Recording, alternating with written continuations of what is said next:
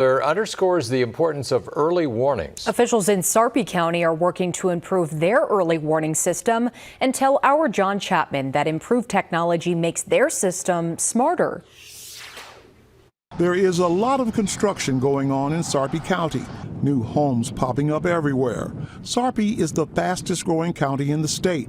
County officials are growing the county's outdoor warning siren system with new technology that's capable of targeting areas where bad weather is approaching instead of blasting out sound to the entire county. That helps by not overwarning the public. We don't want the public to become unresponsive when they hear the sirens because they activate too often, where it might be storming in Gretna, but over in Bellevue it's blue skies. The sirens will have sensors to monitor the status of the equipment. All sirens will have backup power.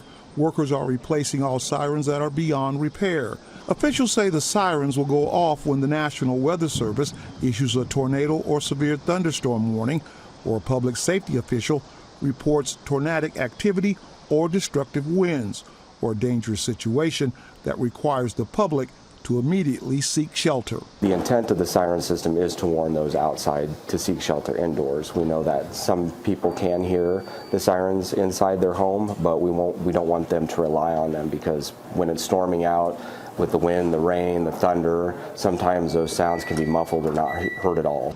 Right now there are 80 sirens around Sarpy County. That's up from 69 2 years ago.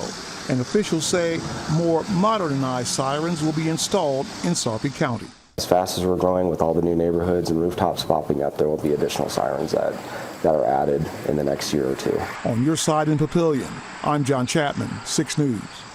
The siren update cost a little more than $1.2 million. It was covered by ARPA funds. The updates are expected to go into full effect by the end of the summer.